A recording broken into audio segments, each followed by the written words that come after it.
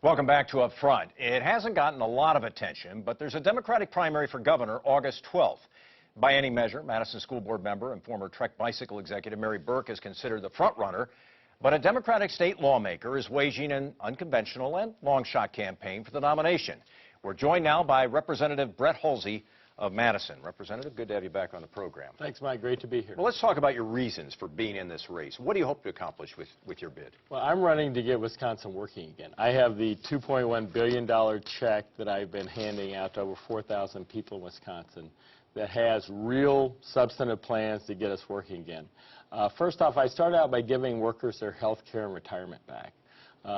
Governor Walker took the health care and retirement from 260,000 public servants worth $700 million. That cost us an estimated 6,900 private sector jobs right there. I have a clean energy plan. I'm going to help you relight this studio with LED lights, solve global warming, put 11,000 people to work, and save you and government money. So where do we get the $2.1 billion that you want to invest in students, teachers, and public servants? Where's that money come from? Governor Walker took $1.5 billion away from 2.6 million Wisconsin school children, students, workers, teachers, and I want to get that back. We started out by taking federal help for health care, Medicaid. Governor Walker has given up almost $2 billion, and we'll give up in the future almost $2 billion worth of federal health care help. I want to get that back so that everybody in Wisconsin can have affordable health care. You have been, in recent days, critical of the economic records of both Governor Walker and of Mary Burke.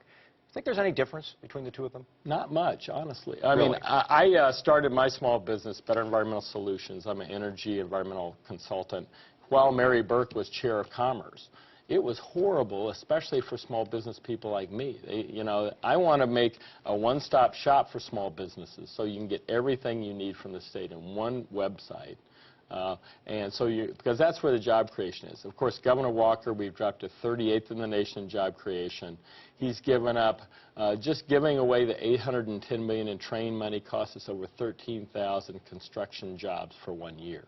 So I want to do whatever I can. I'm not going to promise you 250,000 jobs, but whatever I can to create jobs. You're clearly a bright guy. You can be a serious guy, as you are being right now. But some people look at your campaign and they say, wow, it's one publicity stunt after another. It's sort of strange and just a very unusual way of running for office. What do you say to people who say, how can I take him seriously? What politics has become today, Mike, is legalized prostitution. I mean, Governor Walker, as we heard in the Koch brothers tape, and we saw in the release of the criminal scheme documents, is just sucking up to big billionaire donors and doing their bidding. My Democratic opponent, she's a millionaire. She's outsourced jobs. She is basically kowtowing to big Democratic special interest groups.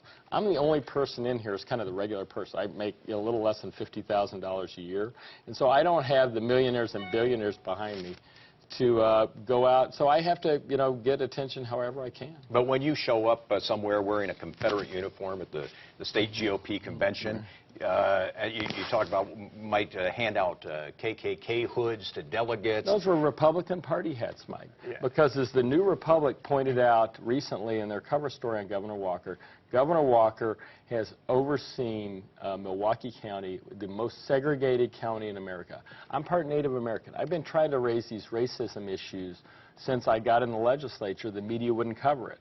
But when you show up with some Republican Party hats, suddenly you get people to focus on Governor Walker's racist policies and how it hurts working people and minorities throughout our state. Let me ask you a question that you've been asked before, and people say, Brett Hulsey's behavior the last few years has been somewhat erratic. They talk about a no-contest plea to a disorderly conduct charge in Madison, involved a 9-year-old kid.